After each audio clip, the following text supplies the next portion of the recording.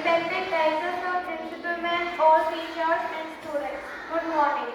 3 जादूगरों की बुद्धिमानी। वर्षों पुरानी बात है, 3 जादूगर थे। बड़ी ही उच्च कोटि की जादू कला वे जानते थे। तीनों में गाढ़ी मित्रता भी थी। एक दिन ऐसे ही वे एक रथ चालक को लेकर जंगल की सैर को निकल पड़े थे।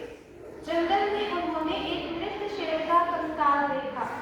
कंकाल देखते ही उनमें से एक जादूगर बोला कि मैं अपने जादू से इस कंकाल पर मांस मस्ता चढ़ा सकता हूँ। यह सुनते ही दूसरा भी ताव में आ गया। उसने कहा कि यदि तुम ऐसा कर दो तो मैं इसके नशों में खून भर सकता हूँ। इतना सुनते ही तीसरे का उत्साह तो 7वें आसमान को छू गया। वह तुरंत बोल पड़ा कि यदि तुम दोनों वाकई ऐसा कर दिखाओगे तो मैं यकीनन उसमें प्राण फूंक दूंगा। यह सुनते ही वह गरीब व अनपढ़ रथ चालक चौंक गया।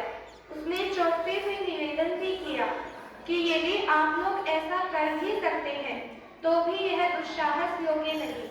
अपनी जादूगरी सिद्ध करने के और भी मौके मिले, भला शेर के साथ यह प्रयोग क्यों? परंतु तीनों पूरे ताव में थे। उन्होंने न सिर्फ उसे लताड़ा बल्कि बुज़दिल कहकर उसका अपमान भी किया। बेचारा रथ चालक क्या करता, चुपचाप तमाशा देखने लगा। उधर कहे मुताबिक वाकई पहले जादूगर ने शेर के उस कंकाल को व्यवस्थित कर उस पर मांस मस्ता चढ़ा दिया।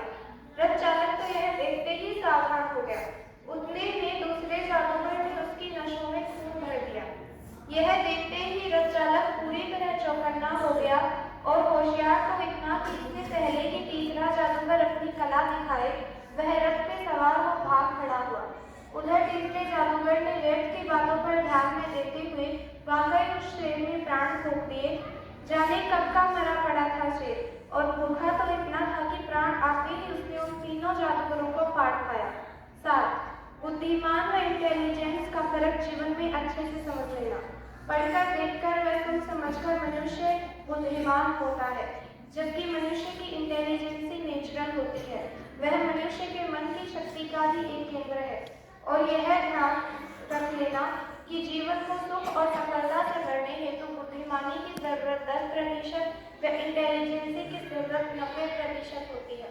Thank you.